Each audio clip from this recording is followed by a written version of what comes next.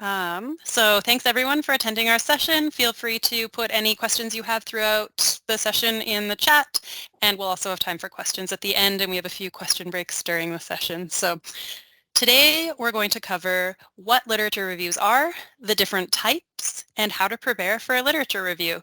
Next slide. We'll talk about the overall structure from abstract to introduction, background to methodology, and results and discussion and conclusion. Sorry, I did not realize these were animated. Okay, so our workshop objectives, we'll just go through these ones here.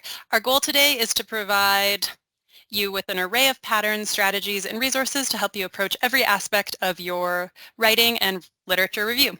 So we're going to start off with the purpose of a literature review, then we'll talk about the different forms they take and their function. We'll shift into the preparation and process for searching and talk about when to stop looking. Sarah Jean will take us through the structure of a literature review, and then we'll talk about how to find samples if we have time at the end. So next slide. First thing we want to let you know about is that there is a free course. I think this should be included in the handout that was sent out, but this will have the information you need for referring back to any of this. So I'll send out the link here. It looks like it's not hyperlinking, but if you copy it in, it'll work. And that will be helpful for you. Next slide. So what is a literature review? Literature reviews provide an overview of relevant sources you explored while researching a particular topic and are designed to demonstrate to your readers how your research fits within a larger study. Next slide. So the purpose. If we think about scholarly research as a discourse or a conversation, a literature review can be thought of as capturing the parts of the conversation that are relevant to your topic and setting the scene for your research. So a literature review usually consists of a summary and synthesis. So the summary is less, next click again. Sorry, Joanna. Oh, it's Sorry, okay. everyone. So the summaries capture the important information from the source, and the synthesis frames the research problem within the current research and informs how you intend to investigate the problem. The analytical features of a literature review, just click on the next couple so that we have the whole image showing. Awesome. So analytical features capture the current state of the research in an area, discuss the works and context of their contribution to the area of research, identify relationships between works, identify thematic or conceptual divisions in the research, such as key schools of thought or key debates, positions of an argument, and they present a chronological progression of the research on a topic. They also reinterpret older material or merge old and new interpretations. So key features of a literature review include where gaps exist within the current field of research. Sometimes you'll find you're just not finding anything and you're like, oh, okay, maybe this is a gap. And they can also locate your own research within the context of existing literature review. Where does your paper fit and why is it important to the whole conversation? Next slide. All right, so forms and function. Literature reviews come in many forms and have many possible functions. They can appear within academic papers. We also find reviews in theses and dissertations where they usually come as a chapter. Both of the above examples answer the why this topic, why this approach question. We also have literature reviews created as standalone papers, so they can just be a paper on their own, as we see at the bottom here.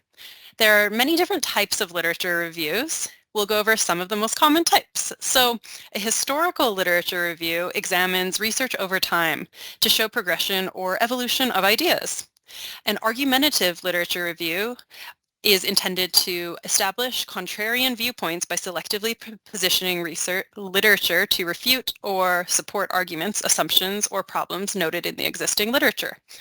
An integrative review generates new frameworks or perspectives through a detailed critique and synthesis process. These reviews should have an exhaustive literature search, meaning all literature on the specific topic should be considered. Thorough integrative reviews follow methodologically sound practices for primary research, including meeting standards for rigor and replication. I have a lot of trouble saying integrative. Every time it comes out a bit weird. Then we get on to theoretical reviews. These are used to establish what theories exist, how theories are related, and how they have been investigated. So these are often used to show how inadequacies are available in the current theories for emerging research problems. Then we get into methodological reviews. So these focus on how research was done, not necessarily the findings. So not what someone says, but how they came to say that. This type of review highlights how researchers draw on wide collections of knowledge and used varied approaches to capture and analyze data. This helps highlight disciplinary trends, gaps in data collection, and ethical issues to be aware of. And then lastly, we have systematic reviews. I'm sure you've probably all heard of these or had to think about doing these in the past. And this is a standardized methodology used to prepare an overview of existing evidence. So they're used quite a lot in health sciences and are gaining traction in the social sciences. It requires a very clearly formed research question and pre-specified methods to identify and evaluate relevant research. In a systematic review, you carefully document your search, evaluation, and summary. Meta-analyses you may have heard of as well, and these are an extension of a systematic review process and involve data consolidation steps. Next slide. All right, so how to prep for a literature review. So let's shift over to prepare for and get started with your literature review. Start with articulating your question or problem. What topic are you studying? What do you know about it? And what do you want to know? Form a research question or hypothesis. Begin your literature search. Find materials relevant to your topic or hypothesis. Fill in information gaps. This will likely be an iterative process, so it'll go problem, search, read review, refine problem, search, and so on. If you need help developing your search string, take a look at our Search Like a Pro guide. I'm going to send a link for it. It's just in this list of guides here, and that will just go into a little bit more detail of really developing your search. And then lastly, evaluating the items you find. Is your literature relevant, significant, key to the discourse? Are you missing key authors? Check out the literature reviews for the works you have. Are the common authors listed? Do you have those authors in your collection? And next slide. I like to use the CRAP framework to evaluate sources. So this goes currency. Does the date affect the validity of the conclusions? This can sometimes be the case, especially in health sciences, those types of ones, whereas in a history paper, it might not matter as much if an article is from the 70s, if not a lot has changed since then. Relevance is the paper relevant to your topic and significant in the discussion of your research topic or problem? Accuracy. Are the claims or arguments based on reliable and valid data sources? Are you able to check? How transparent is the methodology, data collection, and analysis process? Authority. Who are the authors? What experiences or expertise do they have that is relevant to the discourse? And purpose. Is it objective? What do you think was the intention of writing this? So begin your analysis and interpretation. See if the gaps can be filled as you analyze and interpret. And this is where we start to ask ourselves, when do we stop looking? So next slide. So how do you know if you've thoroughly reviewed the literature and found all you can at this time? First, you want to look for repeating patterns. If the same thing is being said just by different people, then this likely demonstrates that the research problem has hit a conceptual dead end. At this point, consider, does your study extend the current research? Does it forge a new path, or does it merely add more of the same thing that's already being said? Look at sources the authors cite in their work. Do you see the same authors being cited in each paper? This is often an indication that no new ideas have been generated to address the research problem. And citation tracking. You can use Scopus, Web of Science, and Google Scholar, their cited by section, to see who has cited the works you're exploring. If the same authors are being cited again and again, this may indicate that no new literature has been written on the topic. And our Search Like a Pro guide also has a section on using the cited by sections, and I sent the link for that above, so you can take a look at that if you need any help with cited bys. And next slide, we have a little bit of a question break here, so feel free to add any questions you have so far to the chat, and then Sarah Jean will go on to talk about our overall structure of literature reviews. We'll get into methodology a little bit more later on. I don't know if I would say there is the most common usages. That might be a literature review on its own.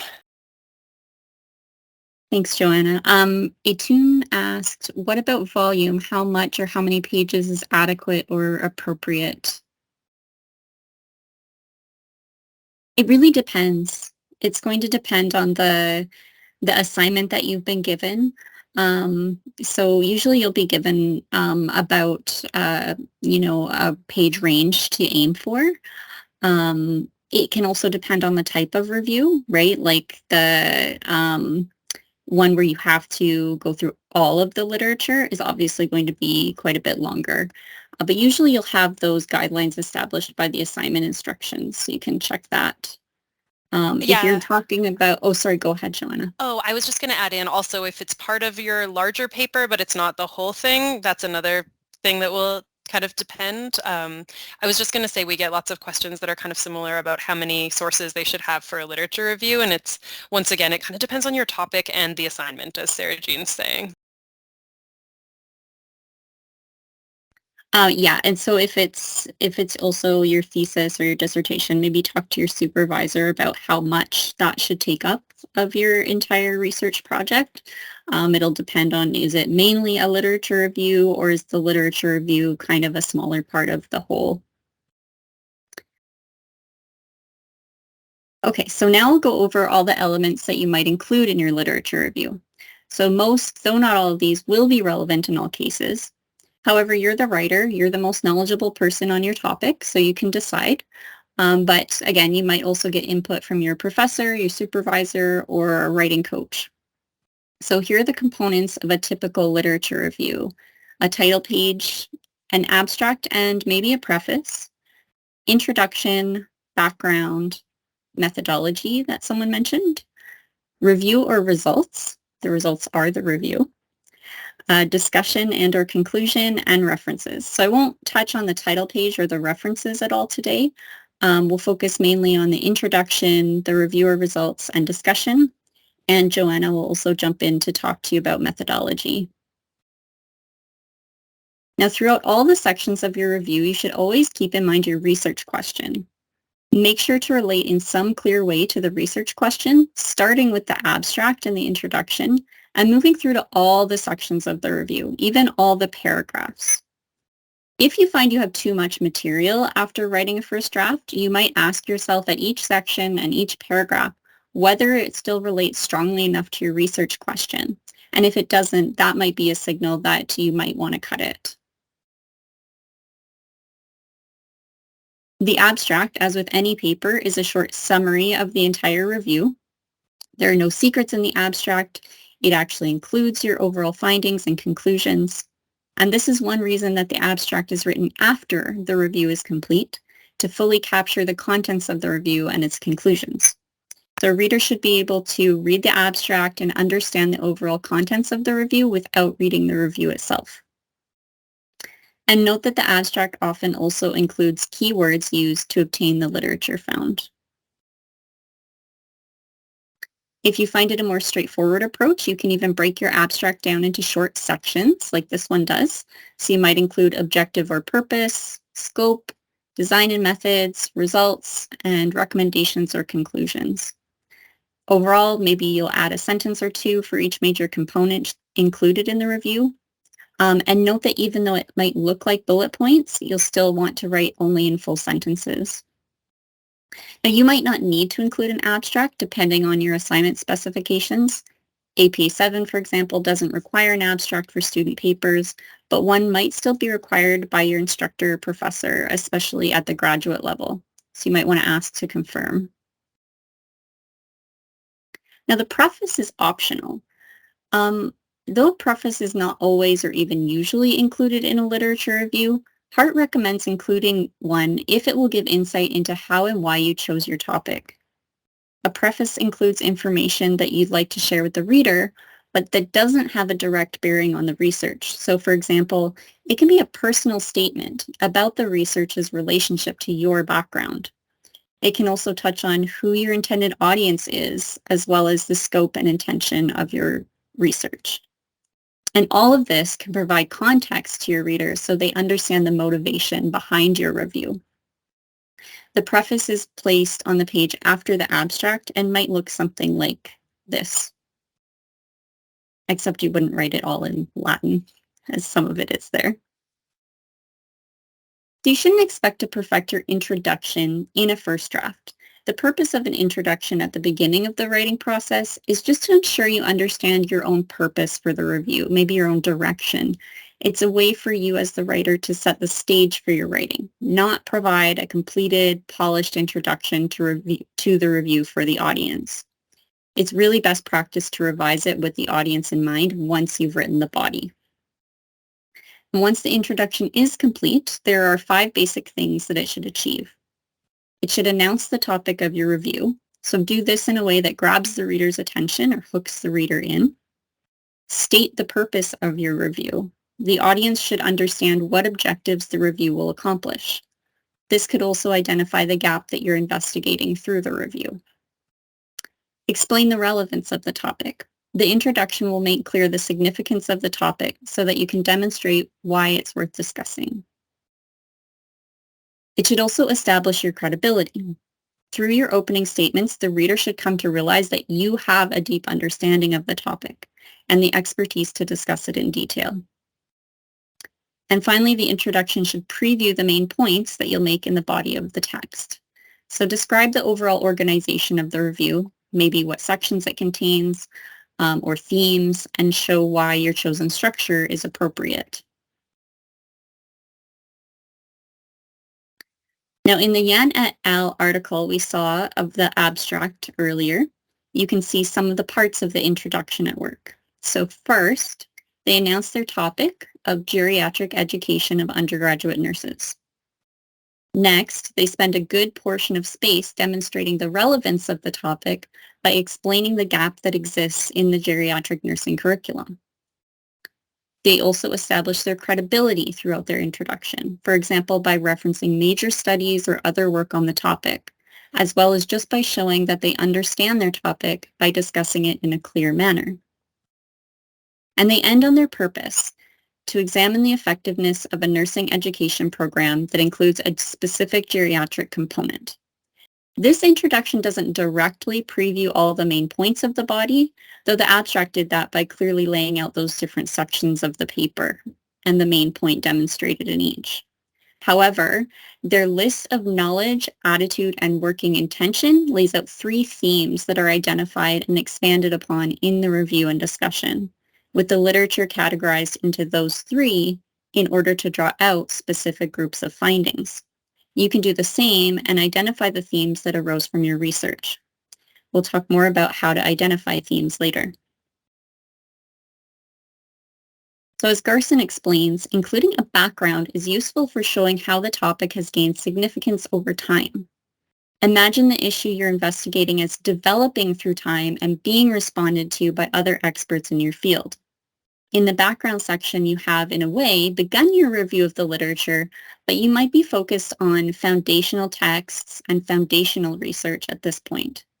This includes what Garson calls the historical response of the academic community, along with milestone studies and sources that define the topic but don't contribute directly to the more specific conversation of your research question.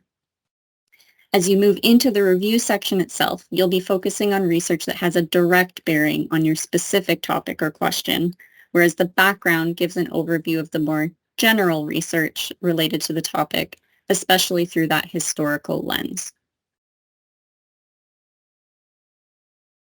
Yan et al.'s background section shows how this can be done. They begin with how the topic has gained and is gaining significance over time by showing the rapid growth of the aging population and the shortfall of nurses that can't keep up. They show the contributions of foundational texts on the topic, referencing the work of numerous commissions, institutes, foundations, and associations. They then detail the milestone studies that perhaps don't speak directly to their research question, which is about the effectiveness of the program with a geriatric care component, but that do speak to the general lack of geriatric care components and the reasons nursing students might choose areas other than geriatric care to study. And they end by returning to the significance of the research question or gap by showing why the research is needed given the history of the topic.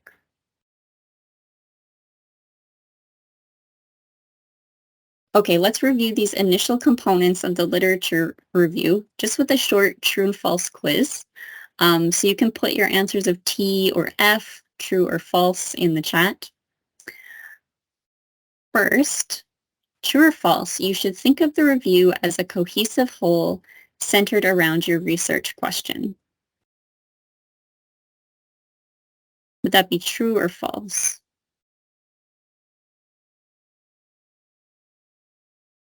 Okay, seeing a lot of T's.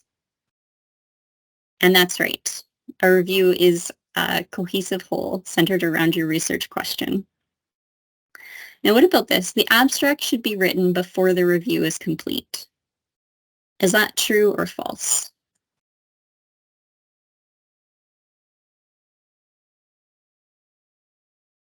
Okay, looks like we're all in agreement that that is false. You should actually write it after. How about this one? The introduction announces the review's topic, states the review's purpose, and explains the topic's relevance.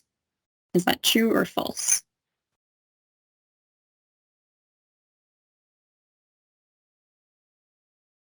Seeing a lot of T's, okay. You're right. Those are some of the functions of an introduction. And the background uses foundational texts and milestone studies to show how the topic has gained significance over time. Is that one true or false? Last one there. Still lots of T's coming. I agree. That's exactly what a background can do.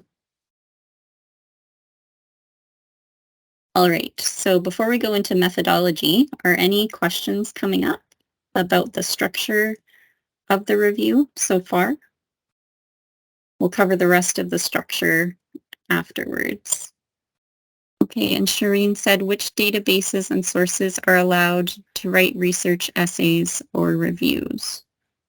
I don't really know what that question means. Actually, Sarah Jean and I are both in the AI working group for AU, and you can't, I think no courses or almost none allow anyone else except you to write your review or essay, so you should definitely be writing it yourself, not getting someone else to do it, but no databases I know of write research essays or reviews. Yeah, and I don't she know. might just mean like, are certain databases not allowed? But again, I think kind of what Joanna's saying, maybe just stick to the ones that are in the library to start with. And then there are some other ones that there are some other areas you can also try, like Google Scholar, and there's researchgate.net is another one where you can sometimes find papers. So I think if a database is going to be excluded, that you'll probably be told, but staying away from like ChatGPT and that sort of thing is probably a good idea. Yeah, I was just going to pull up both our business and nursing guides include a section on searching for gray literature, and I think it's really important to note that you shouldn't, depending on your topic, you don't want to only focus on peer-reviewed sources, because if you think about the sources that are peer-reviewed, that's going to already really limit your search to a particular voice or a particular small section of voices that tends to be a particular privileged group. So you should use peer-reviewed sources, but if you want a broader scheme, you should be using other voices as well, depending on your topic. But once again, it all kind of ties into the topic. If a literature search encompasses information published within the past 5 years, is it okay to include older historical documents or gray literature to explain the background? I think that would be one you'd probably want to discuss with your supervisor. If you are only looking at the past 5 years, then no, that would be outside of the realm of what your literature review is covering, so you would then need to broaden it. But I think speaking to the past voices is also important, so it kind of depends where you're going with your research. How can we say quality of articles? That is like a whole other discussion, I think. So I think we're going to leave that one for now, but we do have a peer review guide that goes through that, and we also have a internet searching guide that kind of goes through the basics of figuring out what sources are biased and what sources you think can be reliable. So I'll send those in a little bit. And I was just going to add in our nursing guide that has our gray literature section. The business guide also has the same page, so it doesn't matter which one you're on. And Great questions. One other thing I'll yeah. just mention, Shireen, is if you're not sure which databases to start with, you can search databases by a key term. There's a tab at the top of the library page that says Find Databases. You might be able to find specialized databases for your particular discipline or topic. So that can be a good place to start. Okay, well, Joanna's busy putting links in, so and she's up next. Yeah, so I'll just add in about the databases. I did send a link on how to access the databases as well, and you can also limit those by section. You can also email us and ask. There's typically like main databases you use depending on the topic area you're in, so those can be a good way to limit your search, but probably just getting in touch with the library about your research question and where you're wanting to search is a good place to start. Okay, we'll go on to the next slide, which is methodology. All right. So in your methods section, you want to address what you did, how you did it, and why. So you want to tell your readers about your intentions, what happened, any changes or shifts that happened, and why they happened. Did you run into any obstacles, and what were they? How did it all get resolved, or what did you end up doing? Keep it brief but informative. So over here, we've got kind of a visual of what your search process can look like. I'm just going to zoom in so I can see it a bit better. So just to give you kind of like get your head around it, you'll start with the issue and determine the question. Then you'll plan for the review. Then you'll search for studies. This is where you can kind of use the analysis process. You'll sift and select studies. You'll extract the data from the studies, assess the quality of the studies, combine the data. This is where the synthesis or meta-analysis comes in, discuss and conclude your overall findings, and then that's where your systematic review and dissemination comes in. So, diligent note-taking is your friend here. Keep track of what you searched, where you searched, what you found or did not find. And also, we did do a session, Sarah Jean and I, and one of our colleagues did a session a couple weeks, about a month ago, on keeping organized as you search. That will go through more of journaling your search and that kind of thing. So if you're looking for more information about that, take a look at that recording. I just posted it in the chat. You'll also want to consider including reflective pieces as you search. So not just simply the keywords you're searching and the numbers you found, but your thoughts as you search and scan results. You might start to notice that maybe you're going to think about broadening this in a different direction. So for example, if you're searching in Medline and you think to yourself, wait, all these good articles are from the same journal. I should check that out. Write that down. Keep track of those thoughts as they can help you when you are writing up your methods section. And there's also just so much going on. It's helpful to have some notes reminding you about that kind of thing. If you're doing an integrative review, a systematic review, or a meta-analysis, you'll need to be even more detailed in your note-taking process. For those methods sections, your readers will expect to see a summary of all the steps noted on the graphic here. So the selection criteria, the search description, the collection and assessment processes, and how you identified the data needed to inform your results. For the selection criteria, we want to know how you decided what studies were included and excluded. So that would be types of participants, interventions, the measures. For the search description, this needs to be meticulously documented so it can be assessed and replicated. Full search strategies should be provided with the paper. And a full search strategy summary should include all the sources searched, so that's databases, websites, anything hand searched like journals or conference proceedings, all the grade literature sources, any people or organizations contacted, all dates of the last search for each database and the limiters, so that would be period searched as well as any language or publication status restrictions. The full search strategy for each database should be included in an appendix, so that can be replicated, right? Next slide. So data and analysis should include how studies were selected for inclusion in the review, how study data were extracted from the study reports, and how study data were combined for analysis and synthesis. Consider using a flow diagram in your reporting. It can be used to capture the number of studies found, assessed, excluded, and included. It's a great way to share with your readers the volume of literature found and considered. So if you take a look at this diagram over here, I'll just send a link to it in the chat. But you can kind of get an idea here of what that'll look like. So if your records come in the identification, then you list the number that you've screened, then you can report the sought for retrieval, report assessed for eligibility, and then the studies included in your review. And then on the right, you've got which ones you removed, what was excluded, what was not retrieved, and reporting your exclusions. And next slide. For the last part of your method section, you should address study quality and bias. So assessments of study quality are linked to the risk of bias, and the Cochrane risk bias tool shown here is the one used most often. So the first part of the tool judges the risk of bias based on what was reported in the study, and the second part assigns a risk bias rating. The ratings are low, high, or unclear.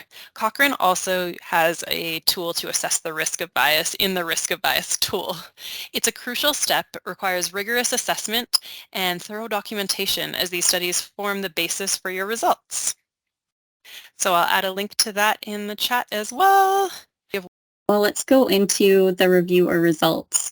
So through the inclusion of that methodology section, you can really see how the literature review is truly a type of research in itself.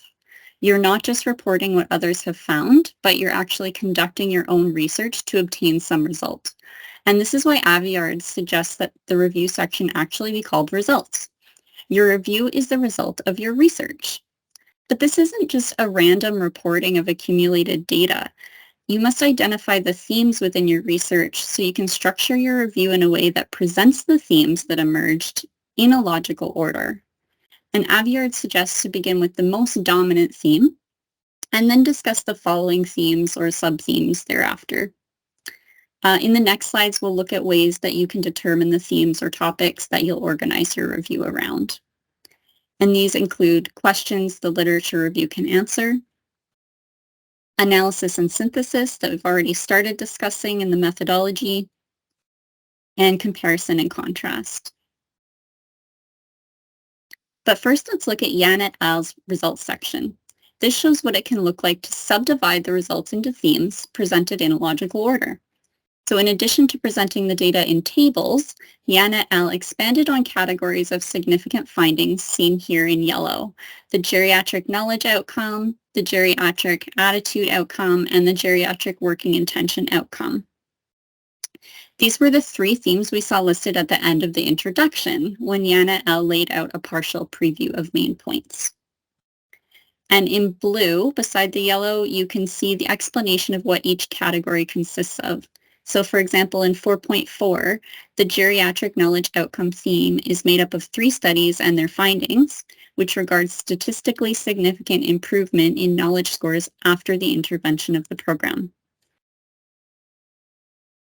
And in 4.5, 11 studies were relevant, and their overall findings are presented before going into more detail about each study.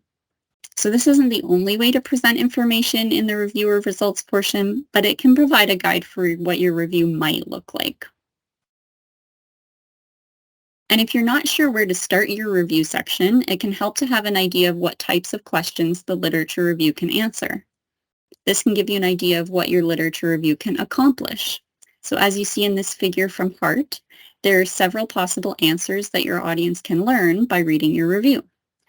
Not all of these will be relevant to every review, but some of the basics include, what are the key sources? It's the very basic starter question. What are the key theories, concepts, and ideas? Within the key sources, what key ideas emerge? Here's where you'll want to see what various sources have in common. What are the main questions and problems that have been addressed so far?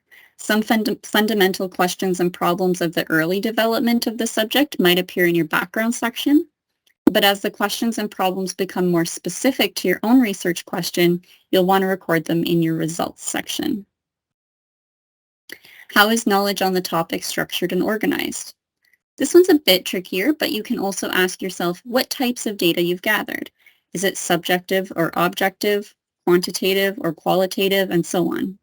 You could also determine whether your main topic has been divided into subtopics by the various researchers who've come before. What are the origins and definitions of the topic? The question of the topic's origin might partially be addressed in the background section, but again, you'll be getting more specific here. You might still need to address the origins of the more specific aspects of the question and any keywords or concepts that weren't covered in the background's general historical approach. So this one also hints that it's a good idea to define your terms as they're defined by the research you've gathered. What are the major issues and debates about the topic? Are there any major contrasts in findings of different researchers? What are the things researchers can and can't agree on? What challenges have they faced in conducting their research? What external issues play a role? Identifying and explaining major issues and debates surrounding your topic is a key way to generate the material of your reviewer results section. And finally, taking these questions as a whole, how have approaches to these questions increased our understanding and knowledge? This may be the part where you begin your own analysis and highlight a gap. Perhaps there's a point of learning that has not yet been identified in the literature when considering all the texts together. And this, again, is the reason for conducting a literature review. Reading and comparing all the texts together can provide insight that no one else has realized yet. In fact, as Hart mentions, conducting the literature review can actually help you in this way to narrow your topic for a larger project. How to make the literature review your own, how to explain or recast the information you've collected can be confusing when it might seem as though the data simply speaks for itself. But that's not the case. It's up to you to analyze and synthesize it as the aim of your review. So Hart gives insights into how to do this. Analysis is defined by selecting, differentiating, dissecting, breaking up. This is the initial action you do to the data you've gathered. To select, you choose what's relevant. To differentiate, you understand how the different data compares. To dissect, you examine the data carefully to understand it. And to break it up, you group it into subtopics. In synthesis, the keywords are integrate, combine, reorganize, recast. Synthesis is done on the parts that are discovered through analysis. When you integrate and combine the parts, you start putting them back together according to their relationship with each other, like we saw in that funnel diagram with the little triangle that you built through the synthesis with the little yellow triangles. You start putting the pieces back together according to their relationship with each other. You reorganize them into a different order than they were originally presented, and you recast them by putting them in a different light than they were originally presented in. To differentiate and integrate your sources, comparison and contrast can be useful processes. Hart provides a worksheet template that can be used to help organize data into different topics before combining and recasting it in your writing. So there's a link to this template on our handout. The template is designed for the use of multiple sources at once, and it allows you to group sources by topic and explore their similarities and differences. And this in turn gives you a way to structure your review by theme or topic. You start with the template by choosing the topic and entering a key concept, word, or phrase. So this is your theme.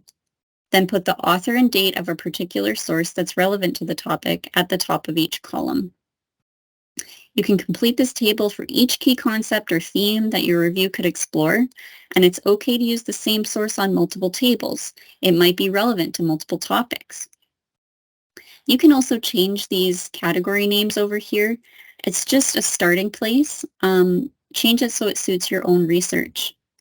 And then fill out each column for the source listed at the top. That's it. You're on your way to better understanding the relationship between the sources, as well as organizing your paper into sections with headings based on key concepts. Now, after the review is complete, your job's not quite done yet. You still have to discuss the findings and present your conclusions. So just as you've probably seen in many journal articles, the results section is followed by a discussion section. And this is the author's chance to interpret the results within the context of their research question. So I'll give you some guidelines of what you'll want to accomplish in your discussion section. First, interpret the results. Aviard mentions to discuss all aspects of the results. In other words, make sure no part of the data from the review or results section goes uncovered in the discussion. As I mentioned before, sometimes you may have accumulated excess data that's not as relevant to your research question. So if at this point you can't find a way to interpret or discuss some particular data, this could be another hint that it's excess. And another note is to not introduce any new information. Here you can interpret and analyze the data presented in the review or results, but no new data should appear. All the relevant data should appear in the review or results section. In the discussion, develop your argument. Remember, you should always return to your research question and seek to answer it. Emphasize the main findings and their meaning for your argument. How do they help to prove or support your answer to the research question? In a few slides, we'll talk about different patterns you can use to build your argument logically. You'll also want to critique and evaluate. From an unbiased perspective, you'll need to critically evaluate the literature's strengths and weaknesses as well as your own, and this means also acknowledging your review's limitations. Finally, make recommendations. Based on all the findings together, draw your conclusions about what should be done. Some argumentation patterns that we'll look at shortly will help you to do this in a logical way that relates to your research question. At the beginning of their discussion section, Yan et al. Provide a mini introduction that very briefly summarizes the method and purpose of the review. Then it states their main finding. When the data of all the relevant literature is taken into account, that's their finding. Like their results section, Yan et al.'s discussion section is broken down into several subsections. The headings are highlighted in yellow. And the first three reflect the three major themes presented in the results. However, this time, instead of focusing solely on the studies, the overall findings are interpreted for their meaning to the author's research question. So for example, in 5.2, geriatric attitude outcome, the authors begin by declaring surprise, which they had at the medium to high overall attitude score within the studies. And now they're discussing and evaluating the findings within the context of their research. Other subsections Yan et al. Included in their discussion are the impacts of clinical placement, the necessity of geriatric education guidelines in improving educational outcomes, the impacts of variation in standardized metrics, and the implication for nursing education. So you can see from these headings that the discussion is heating up, and the authors are now discussing the implications and significance of their findings. They also evaluate and critique the literature, as well as make recommendations. They're stating what should be done based on their findings. Yan et al. Also included a separate subsection within their discussion for their review's limitations to ensure that they're being forthright and giving a clear picture of any potential weaknesses to their research. In terms of structuring your discussion section to successfully argue your main idea, there are several possible patterns that you could start from to find what is most effective in your particular case. The most basic structure moves from problem to solution and includes the disadvantages of the problem, the advantages of the solution, and refutation of possible objections to your proposed solution. This could also be as simple as identifying a gap, then filling the gap. The discussion or conclusion will likely give you the opportunity to focus on the solution and filling of the gap. As you move toward filling the gap, you'll likely cover the disadvantages of nothing being done, the advantages of addressing the gap, and refutation of objections to your proposed method of addressing the gap. So you can think of the argument structure as in play throughout your whole paper, but it is especially important in the discussion section because the discussion focuses in many ways on the recommendations you've settled on through the course of your research. Those would fill the gap or be the solution. Here's an adaptation of Hart's argumentation patterns. The first is the problem awareness pattern, which moves from problem to solution. First, describe the problem or gap. Next, show the negative effects of that problem or gap. Then explain the consequences if the problem is not solved or the gap is not filled. And finally, outline recommendations to address it. The next is the cause and effect pattern. This pattern aims to solve the problem by zeroing in on the cause you've identified and eliminating unlikely causes. Start by establishing the existence of the problem. Then eliminate any improbable or irrelevant causes. And this might mean refuting causes that others have put forward or commonly believe. Next, focus attention on your proposed cause. Then recommend a course of action to address the problem. And finally, here's Hart's possible solution pattern, which I've called the alternative solution pattern. This pattern aims to propose alternative solutions to a problem whose attempts at resolution have so far failed. So first, show why solutions already tried were inadequate. Then consider, compare, and narrow the alternatives. And finally, give recommendations for alternative approaches. And you can see in all three of these patterns how the argument is built by identifying or describing some kind of problem or gap and gradually moving toward addressing or providing a solution for the problem or gap. The solution comprises your recommendations or conclusions. In order to show why previous solutions are inadequate and previously identified causes are irrelevant, you might engage in criticism and evaluation of the literature you've gathered. For studies that support your own conclusions, you must also take a critical perspective of them and evaluate them for their structure and limitations. As you do so, you must remain objective and unbiased to preserve the reliability of your work.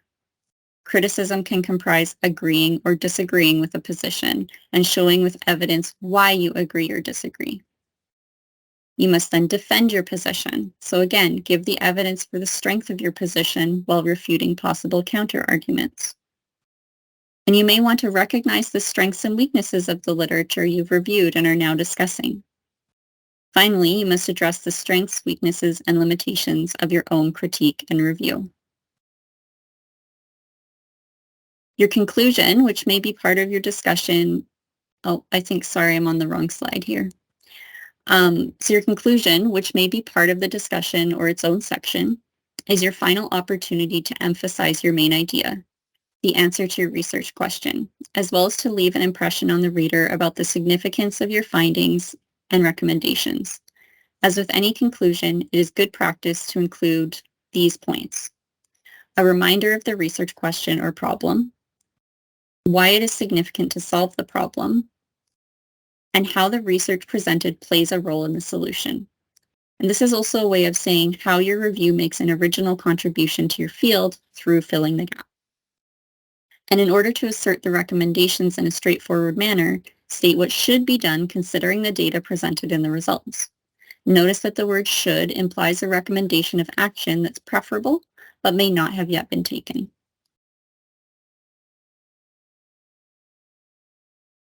And so here we have another quick true or false quiz to review some of that.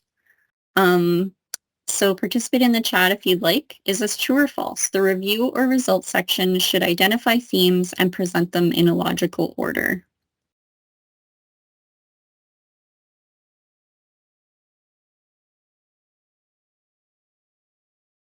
Nice, lots of T's for true. You're right. That's exactly what the review section should do. How about this one? Analysis dissects the data while synthesis recombines it. Is that true or false?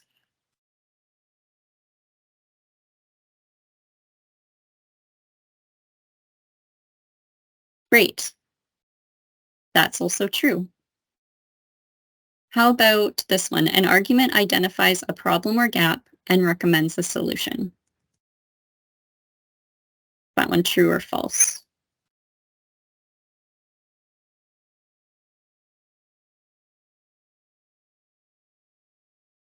Great. Yes, that one is also true. That's what an argument should do. And what about this one? It is important to be subjective and biased while remaining unaware of strengths and weaknesses. Is that true or false? Right, false. You want to be objective and unbiased and remain aware of strengths and weaknesses. So as a reminder, you can review the information we covered in this webinar and test yourself with more interactive exercises at our mini course. Probably takes about an hour to complete, and it can give you those helpful hints for each step of the process if you're working on your literature review and you get stuck. And Joanna, do we have time to discuss finding the samples? No, I don't think so. We've only got Okay. 3 minutes left, so I think it's probably better if we just answer questions. I think we just left that in because we weren't sure if we'd have extra time at the end. But everyone's been very good at asking questions so far, so that's awesome. Carrie, yes, the session is recorded and it will be on the AU Library YouTube page. Yes, I'm just pulling up. So once again, this is the link to the course that goes through a little bit more, and I'll also pull up the YouTube playlist for you and send that link again. Thanks, Joanna. No problem. Also put the contact information for the right site in the chat so that you know how to get in touch if you need help with writing your literature review. And we also have a short survey about our webinar. So I'll put a link to that in the chat as well. And you can also email the library with any more thorough questions you have about your research, and we can help you or point you in the right direction. I was taking a look at the extraction question, and it sounds like you're looking for data extraction, so we might need to send you to our data librarian, as she's quite good at that type of thing. But that's where getting in contact with us is probably the best way to get those more thorough questions answered.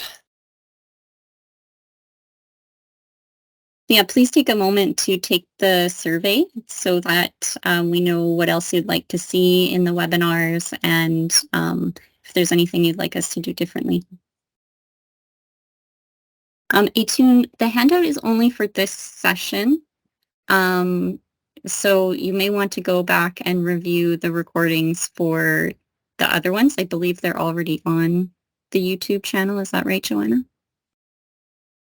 Yes, I don't know if the research data management one is not, but our first 3 are. So I think it's just this one and the research data management that still need to go up. And I think this link will work for the playlist. And I'll get that uploaded hopefully this week.